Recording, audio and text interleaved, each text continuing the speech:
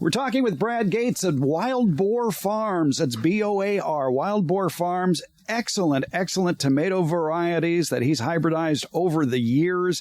They are gorgeous. Check out his website, wildboarfarms.com, and just see how gorgeous those tomatoes are. Here in Northern California, the plants will start arriving in nurseries in early April. You can order seeds from his website. So let's, Brad, talk a little bit about seed starting. Now, here in your greenhouse, when you're in the business of planting thousands of tomatoes all at one time, tomato seeds, you probably, after 25 years in the business, have it down to a system. So let's start talking about the soil that you use to start these seeds.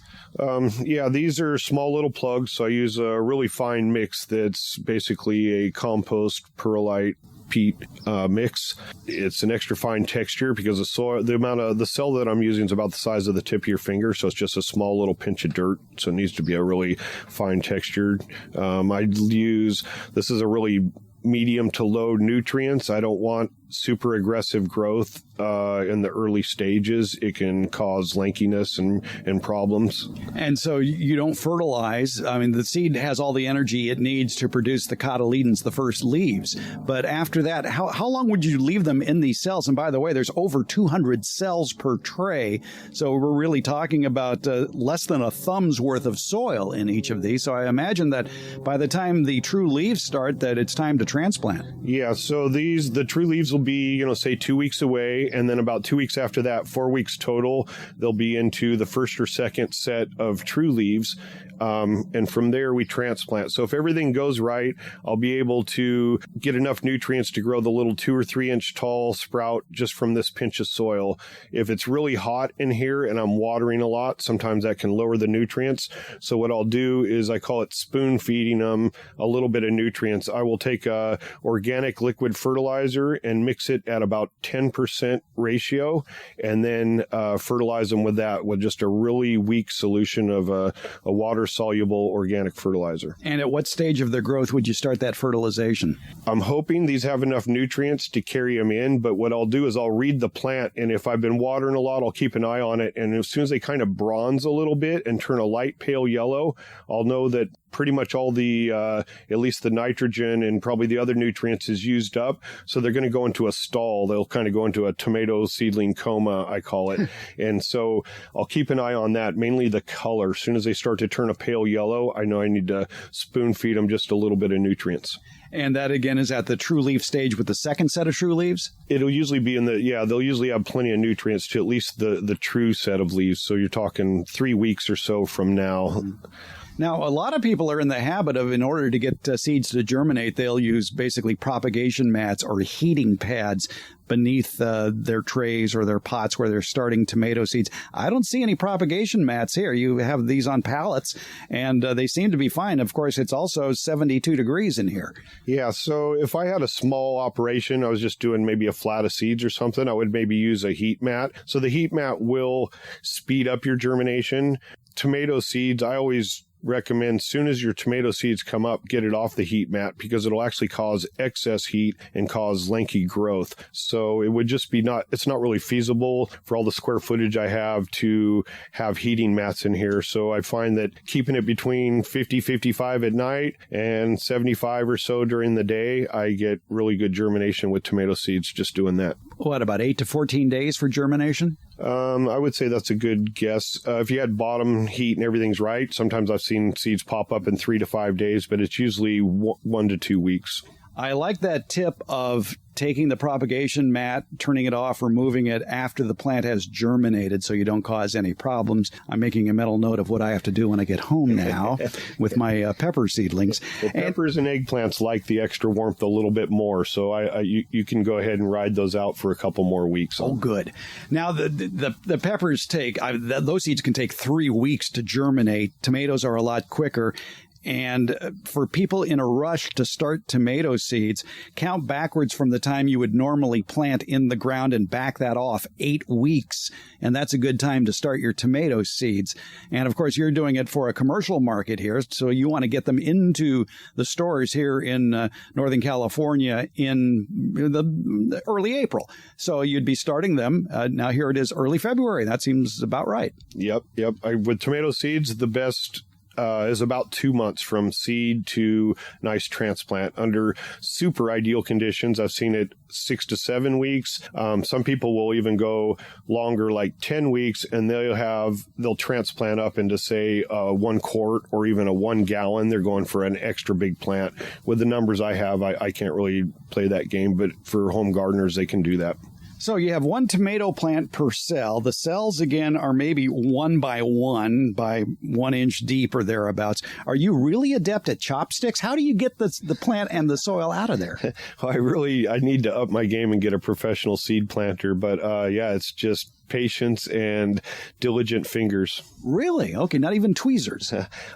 Sometimes we'll use tweezers if like 2 or 3 seeds go into a cell and they're hard to grab. I'll take scissors and throw them into the cell next to it. Popsicle sticks? Just a little bit too big, I think. Oh, darn. Okay. Yeah, I mean, that would be a time-consuming process. Yeah. I seem to do everything the hard way.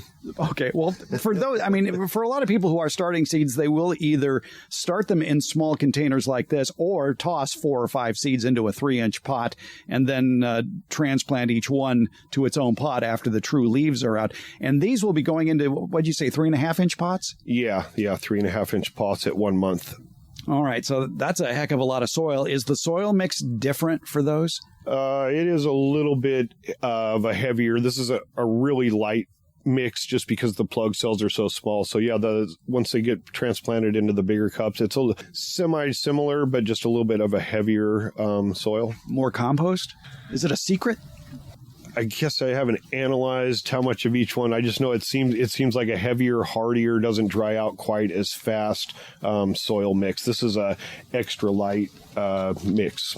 All right. Yeah, and this is peat moss too. And I would think that whatever it's going into would probably have less peat moss. Yeah. It's basically perlite compost type of a mix. I mean, frankly, for the home gardener who's transplanting little tomato plants into slightly bigger containers, you could just use a good quality potting mix at your favorite nursery. Yeah, I always when I'd use regular potting mix, that's what I would do. You can top off the trays, and if anything's bigger than, say, your pinky fingernail, pick it off the top. You can also run them through like a 1/4 inch screen, just regular high quality potting mix, just screen it at a 1/4 inch, and it makes perfect seed starting mix. Excellent tip.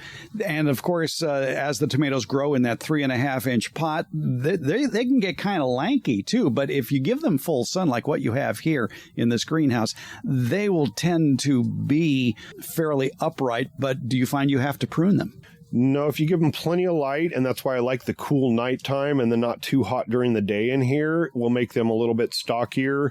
Sometimes when you mass plant, like you're saying, put even up to 10 seeds or more in a small cup and plant them, they can fight for the light a little bit, so they can get lanky. The good things with tomato plants is you can always bury the plant in a bunch of the stem, and it will readjust itself, so to speak. Yeah, just like if you bought a tomato plant at a nursery. If somebody bought one of yours at a nursery and decided to transplant it into the yard like they should, they would want to plant it deeper than where it was planted in the pot at the nursery. Yeah, my general rule of thumb is plant about 20 to 30% of the plant, no matter how big it is. If it was a little seedling when I transplant, I'll plant them about 20 or 30% of the stem underneath the soil. Once I get a nice transplant that's ready for the garden, same thing. I'll trim off any leaves or suckers that are below where I'm going to plant, and then I'll bury about 20 or 30% of the stem. That keeps the potting mix it's planted in from drying out.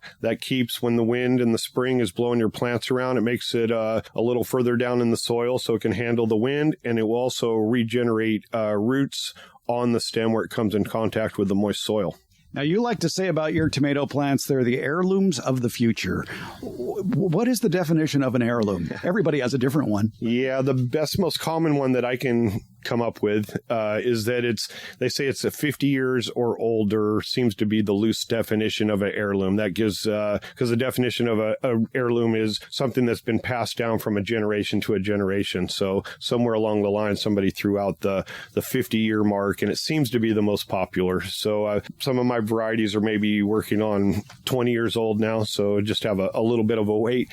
But I think when most people think when they want an heirloom is they want a tomato that's something other than round, red, and tasteless. Exactly, because yours are beautiful. It's tough to even describe them, but they come in most colors of the rainbow. But you can check them out at wildboarfarms.com and see all those colors. I would think in your hybridization efforts, it takes a few years for it to settle down before where you can offer it to the public as a seed. Yeah, it's typically 5 to 7 generations from the time the cross was made until you've selected year after year the best of the best, and then all the traits stabilize, the colors, the flavors, textures. After picking the same thing repetitively for 5 to 7 generations, then that variety becomes stable. Yeah, it's interesting because even though it is a hybrid, it will stay stable as long as it isn't cross-pollinated by something else. How do you do that in the field? How do you isolate your plants? Tomatoes typically only cross-pollinate about 1 to 3% of the time in the wild. So it's actually pretty rare. It takes, it's usually like a native bee, honeybees and stuff, some bumblebees and some of our native pollinators. Once in a while, we'll go to tomato flowers, but in general, I rarely see insects on the tomato flowers. They're not as desirable as most of what else is out there and available at the time. Right, exactly. And if people are concerned about that, or maybe they live in a heavy, windy area, they can also isolate the plants by maybe covering them with a row cover at flowering time. Yeah, if you were looking at, that always works. And then people have put it's not really a cheesecloth, but like a netting around the flower trusses after they pollinate, and that can, or before they pollinate, before the flowers get pollinated, and that can ensure that the rare occurrence that an insect went in there and crossed those seeds. Boy, there's a job for somebody with nothing else to do. Yeah. Wow. Great operation. We're looking forward to spring and summer, and it's going to be another great tomato year. Yeah, I'm looking forward to it. Super anxious for warmer, longer days. All right. Brad Gates, wildboarfarms.com is his website. Check out his tomatoes. Thanks, Brad. Thanks, Fred.